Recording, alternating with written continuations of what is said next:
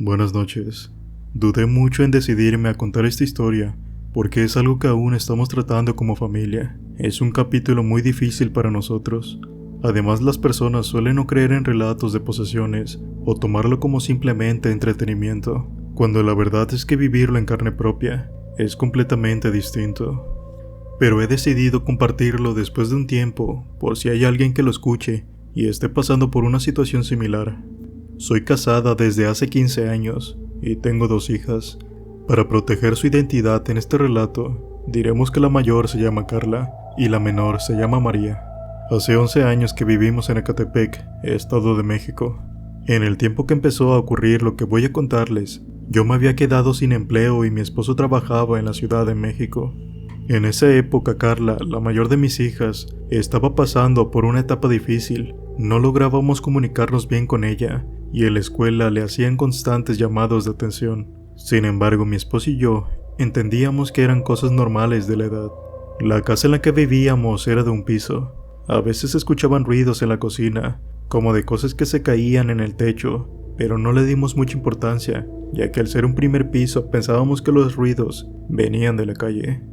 Un día mientras estaba en la habitación escuché que algo se había caído de la cocina. Cuando llegué había una olla y algunos cuchillos en el suelo. Mi hija pequeña estaba allí, así que la regañé por el desorden que había hecho, a lo que ella me juró que no había hecho nada, que no era su culpa.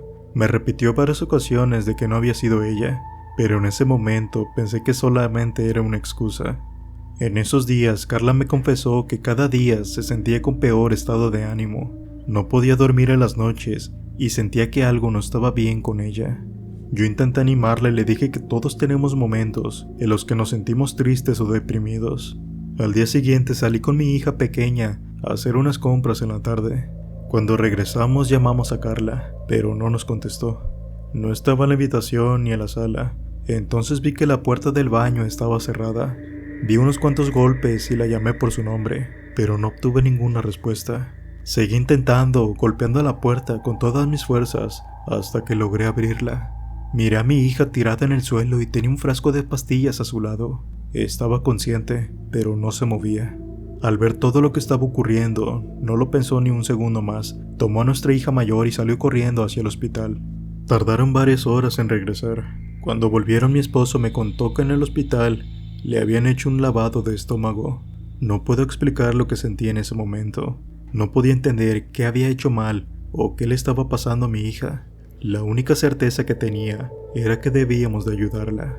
El tiempo avanzó y el estado de ánimo de Carla seguía empeorando. Algunos días no quería ir a clases. Empezó a decirme que sufría de pesadillas y fue en esa época cuando cerraron las escuelas a causa de la pandemia. Entonces los 4 empezamos a pasar más tiempo de caridad en casa.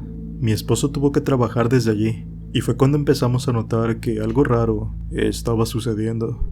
Una mañana al despertar, fui a la cocina y encontré todas las ollas y el comal en el piso. Todos estaban dormidos, así que no había explicación lógica para lo que estaba pasando.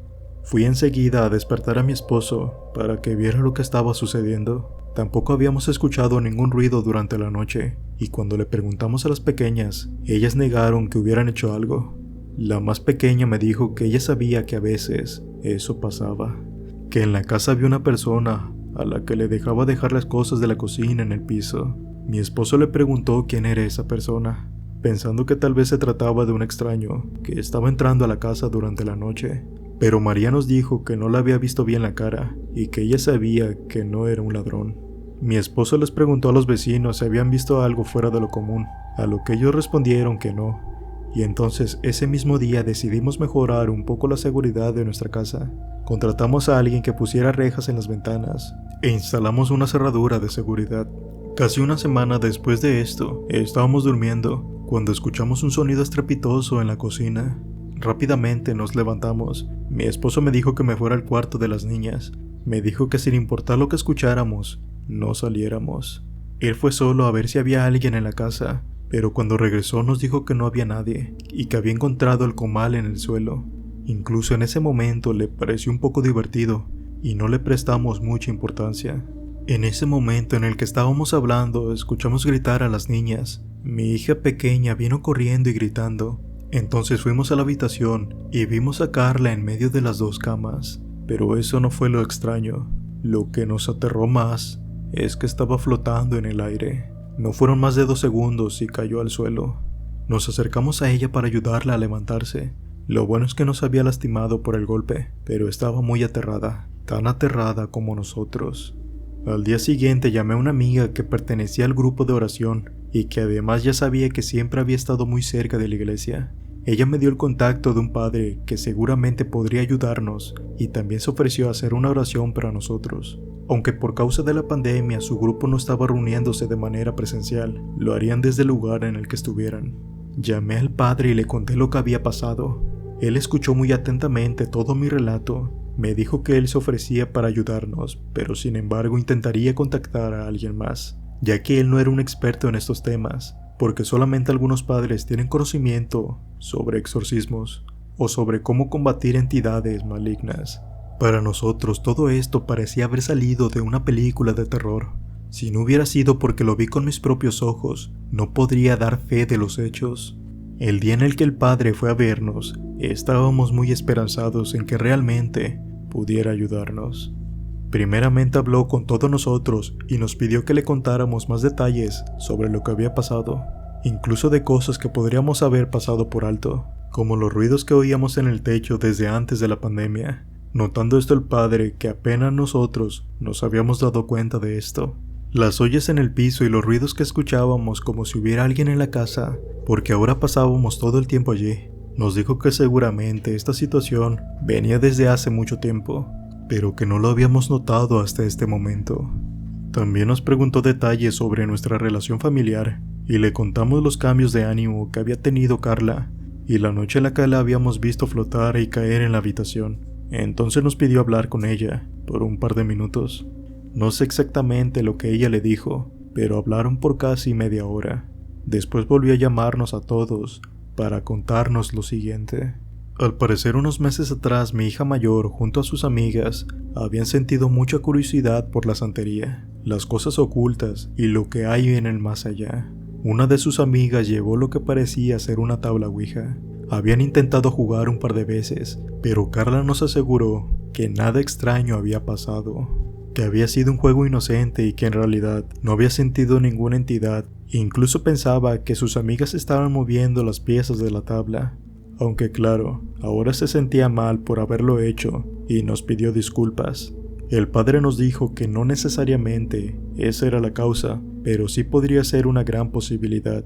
En ese momento solo pude pensar en que si mi hija tendría algún espíritu dentro de ella, pero el padre nos explicó que ese no parecía el caso. Aunque él no era un experto en el tema, se estaba asesorando con un colega que sí. Su compañero tenía mucha experiencia en este tipo de casos. Le dijo que en todos sus años de experiencia, realmente nunca había visto una posesión demoníaca. Nos explicó que ellos pueden descubrirla haciéndole pruebas y preguntas a las personas que creen estar poseídas, pero nos aseguró que Carla no lo estaba. Sin embargo, sí podría estar bajo un tipo de influencia demoníaca. Entonces nos explicó que debíamos de hacer una serie de oraciones a partir de ahora. Era la única manera de alejar esa influencia que estaba molestándonos. Le pidió también a mi hija que hiciera un esfuerzo por alejar los malos pensamientos, incluso que buscara algún tipo de ayuda psicológica, de ser necesario. Nos ofreció estar disponible para ir a realizar las oraciones una vez por semana. Ya por último nos pidió que intentáramos con todas nuestras fuerzas ignorar los sucesos extraños, puesto que estas entidades se alimentan de nuestro miedo y pensamientos más oscuros.